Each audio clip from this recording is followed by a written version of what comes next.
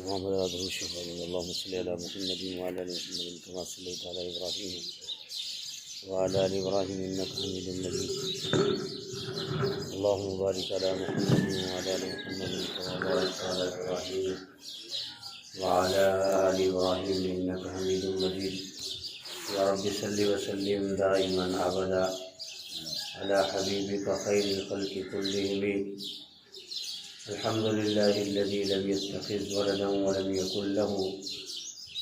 يكن له شريك في الملك ولم يكن له ولي من الذل وكبره تكبيرا حضور اقدس صلی اللہ علیہ وسلم نے ارشاد فرمایا، دو آدمیوں کے درمیان ان سے اجازت لیے بغیر مت بیٹھو۔ حضور اقدس صلی اللہ علیہ وسلم نے ارشاد فرمایا، دو آدمیوں کے درمیان ان سے اجازت لیے بغیر مت بیٹھو۔ حضور اقدس صلی اللہ علیہ وسلم نے ارشاد فرمایا، دو آدمیوں کے درمیان ان سے اجازت لیے بغیر مت بیٹھو۔ اس حدیث مبارکہ میں ارشاد گرامی ہے کہ اگر کوئی دو آدمی بیٹھے ہوں مجلس میں، کوئی گفتگو کر رہے ہوں، تو تیسرا آدمی ان کی اجازت کے بغیر ان کے درمیان میں نہ بیٹھے، ان سے اجازت لے، اور وہ اگر اجازت دے دیں تو پھر آ کر بیٹھ جائے، ورنہ ان کے پاس نہ جائے۔ اس لیے ہو سکتا ہے کہ وہ کسی اہم بات میں مشورہ کر رہے ہوں اور ان کی اپنی خاص بات ہو، تو تیسرے آدمی کو اجازت لیے بغیر ان کی مجلس میں جانا بیٹھنا شریعت میں اس کی اجازت نہیں ہے۔ تو حضور صلی اللہ علیہ وسلم نے ارشاد فرمایا کہ جہاں دو آدمی بیٹھے ہوں، تیسرے کو ان میں بیٹھنے کے لیے اجازت لینا ضروری ہے۔ حضور اکرم صلی اللہ علیہ وسلم نے ارشاد فرمایا، مسلمان کا یہ حق ہے کہ جب اس کا بھائی اسے دیکھے تو اس کی خاطر اپنی جگہ سے کچھ حرکت کرے۔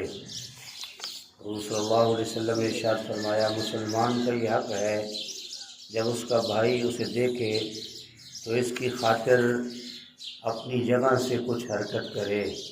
اس حدیث میں بھی مجلس کے بارے میں کہ آدمی وہاں دو چار بیٹھے ہوں، ایک تیسرا آدمی آیا، کوئی مجلس ذکر ہے، کوئی جو ہے دینی مجلس ہے، یا کوئی بھی مجلس ہے، اگر اوپر سے کوئی آدمی آ گیا ہے تو اس کے لیے تھوڑا سا حرکت کرنا، اس کو جگہ دینا اور اس کو لیے جو ہے فرمایا اشارہ کرنا، یہ مسلمان کا مسلمان پر حق ہے۔ تو مجلس کے بیٹھنے کے آداب میں اور مجلس کے اندر فرمایا جو آدمی بیٹھا ہے تو اس کے ساتھ بھلائی کرنا اور اس کو اشارہ کرنا کہ یہاں آ جاؤ، اس کی حوصلہ افزائی ہو جائے گی۔ تو حضور صلی اللہ علیہ وسلم نے ارشاد فرمایا کہ مسلمان کا یہ حق ہے کہ جب اس کا بھائی دوسرا مسلمان آئے اور اسے وہ دیکھے تو اس کی خاطر اپنی جگہ سے تھوڑی سی حرکت کرے تاکہ اس کی حوصلہ افزائی ہو جائے، اس کا اکرام ہو جائے اور وہ دل سے خوش ہو جائے۔ فرمایا مسلمان کو مسلمان کے لیے خوش ہونا اور اس کو سلام کرنا، اس کو پانی پیش کرنا اور اس کے لیے ایک جگہ میں گنجائش پیدا کرنا، یہ سب کے سب بڑے جو ہے فضیلت والے کام ہیں، اجر والے کام ہیں۔ اللہ پاک نے حضور صلی اللہ علیہ وسلم کے ذریعے سے اس امت کو جو دین دیا ہے، اس دین میں سب کے لیے تربیت ہی تربیت ہے، بڑوں کے لیے بھی، بچوں کے لیے بھی، خواتین کے لیے بھی۔ تو فرمایا اگر ہم دل کی گہرائیوں سے حضور صلی اللہ علیہ وسلم کے ان ارشادات کو سنیں، اس پر عمل کریں، اپنے دل میں وسعت پیدا کریں، تو زندگی بھی جینا آسان ہو جائے گی اور آخرت میں بھی انسان کامیاب ہو جائے گا۔ حضور صلی اللہ علیہ وسلم نے ارشاد فرمایا کہ چھینک والے کو 3 مرتبہ یرحمک اللہ کہہ کر جواب دے دو، لیکن اگر اس سے زیادہ چھینکیں آتی ہیں تو چاہے جواب دے اور چاہے جواب نہ دے، پھر اس کے ذمہ کوئی لازم نہیں ہے۔ حضور صلی اللہ علیہ وسلم نے ارشاد فرمایا، چھینک والے کو 3 مرتبہ یرحمک اللہ کہہ کر جواب دے دو، لیکن اگر اس سے زیادہ چھینکیں آتی ہیں تو چاہیے کہ جواب دے یا نہ دے، اس لیے کوئی اس کو حرج نہیں ہے۔ یعنی ایک آدمی کو نزلہ زکام لگا ہوا ہے، مجلس میں بیٹھا ہے، ایک دفعہ چھینک آئی، سننے والا یرحمک اللہ کہتا ہے، پھر چھینک آئی پھر کہتا ہے، پھر چھینک آئی پھر کہتا ہے، اب 3 دفعہ سے اگر زیادہ ہے تو فرمایا اس کے ذمہ لازم نہیں ہے کہ اس کا جواب دے یا نہ دے۔ شریعت نے یہاں آسانی پیدا فرما دی کہ آدمی کو مشقت میں بھی نہیں ڈالا، تو فرمایا 3 دفعہ کہنے سے اس کا حق ادا ہو گیا۔ حضور صلی اللہ علیہ وسلم نے ارشاد فرمایا جس کسی کو جمائی آئے تو اپنا ہاتھ منہ پر رکھ لے۔ حضور صلی اللہ علیہ وسلم نے ارشاد فرمایا جس کسی کو جمائی آئے تو اپنا ہاتھ منہ پر رکھ لے تاکہ جو ہے منہ اس کا کھلا نہ رہے، کوئی چیز اس میں چلی نہ جائے۔ تو حضور صلی اللہ علیہ وسلم نے اپنی امت کی کس قدر تربیت فرمائی ہے۔ فرمایا کبھی بھی آدمی کو منہ نہیں کھولنا چاہیے، اتنا بڑا منہ کھولے پھر کوئی مکھی چلی جائے یا کوئی مچھر چلا جائے۔ فرمایا چھینک آئے تو پھر بھی کپڑا منہ کے اوپر رکھ لے تاکہ جو ہے زکام کی کوئی علامات دوسرے میں منتقل نہ ہو، اور اگر جمائی آ رہی ہے تو ایسے منہ پر ہاتھ رکھے، بچہ ہے پھر بھی، جوان بوڑھا، فرمایا سب کے لیے تربیت کی چیزیں۔ تو میرے محترم دوستوں اور بزرگوں، حضور صلی اللہ علیہ وسلم نے تو اپنی امت کے لیے کوئی بھی عمل نہیں چھوڑا جو اپنی امت کو نہ بتایا۔ جمائی میں کیا کرنا ہے؟ جمائی میں اپنے منہ پر ہاتھ رکھنا ہے۔ زکام کی حالت میں بھی اپنا رومال کوشش کرے آدمی، ایسا نہ ہو کہ مجلس میں بیٹھا ہے اور مجلس میں بیٹھنے کا آدھا بھی نہیں آیا، ایسے چھینک آئی سب کے اوپر جو ہے تو چلا گیا جو مواد نکلا، اور جمائی آ رہی پتہ ہی نہیں ہے کہ میں نے منہ پر ہاتھ رکھنا ہے یا نہیں۔ تو اسلام نے تربیت کی ہے، اور یہ چھوٹی چھوٹی چیزیں بڑی اہمیت کی حامل ہیں۔ اس سے انسان کو پتہ چلتا ہے کہ اس بندے کی تربیت ہے یا نہیں، اس کے دماغ میں کان میں کبھی کوئی نیکی کی بات، دین کی بات پڑی یا نہیں پڑی۔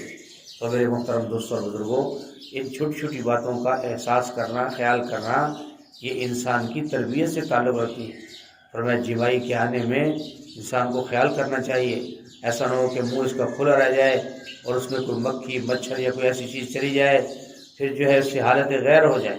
اس لیے فرمایا اللہ کے نبی صلی اللہ علیہ وسلم نے کہ جس کسی کو جمائی آئے اسے چاہیے کہ وہ اپنا ہاتھ منہ پر رکھ لے تاکہ اس کا منہ جو ہے وہ محفوظ ہو جائے۔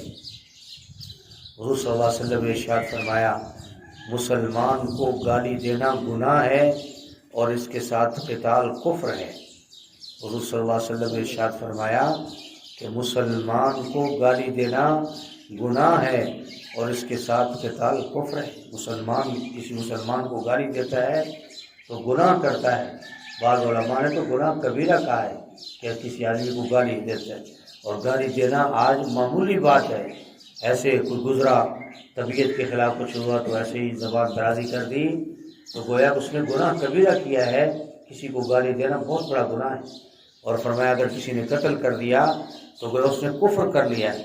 تو مسلمان کی جان، عزت، آبرو ہر مسلمان پر فرمایا اللہ نے فرض کر دی ہے، اس کی عزت کا بھی خیال کرے، اس کی آبرو کا بھی خیال کرے، اس کے تقدس کا خیال کرے کہ مسلمان ہے۔ مجھے کسی طرح بھی اجازت نہیں ہے کہ میں اس کے خلاف اپنی زبان کھولوں، اس کو گالی گلوچ دوں، فرمایا اپنی زبان کو بند رکھے۔ غصہ آ جائے تو صبر کرے۔ فرمایا کہ گالی دینے والا کیا ہے؟ گالی دینا بہت بڑا گناہ ہے۔ تو حضور صلی اللہ علیہ وسلم نے ارشاد فرمایا کہ مسلمان کو گالی دینا گناہ ہے اور اس کے ساتھ قتال کفر ہے۔ تو بھائی اس سے بھی بچنا چاہیے کہ آدمی کسی کی غیبت نہ کرے، کسی کو گالی نہ دے، اور اپنی زبان کو بند رکھے، احتیاط کرے۔ مسلمان فضول قسم نہ کھائے، مسلمان اپنی زبان کو فضول نہ چلائے۔ تو اللہ کے نبی صلی اللہ علیہ وسلم نے ایمان والے لوگوں کی تربیت فرمائی ہے کہ اگر تم نے یہ ساری چیزیں عمل میں لا لیں تو دنیا آخرت دونوں میں کامیاب ہو جاؤ گے۔ اللہ پاک ہم سب کو جو حدیث مبارکہ ہم نے سنی ہے، اللہ ہمیں عمل کرنے کی توفیق نصیب فرمائے۔ الحمدللہ رب العالمین والعاقبۃ للمتقین والصلاۃ والسلام علی سید الانبیاء والمرسلین۔ اللهم انک عفو کریم تحب العفو فاعف عنا یا کریم۔ اللهم احسن عاقبتنا فی الامور كلها واجرنا من خزي الدنيا وعذاب الآخرة۔ اللهم اكفنا بما شئت، اللهم انا نجعلك في نورهم ونعوذ بك من شرورهم۔ اللهم اني اسالك الهدى والتقى والعفاف والغنى، لا اله الا انت سبحانك اني كنت من الظالمين۔ وافوض امري الى الله، الله بصير بالعباد۔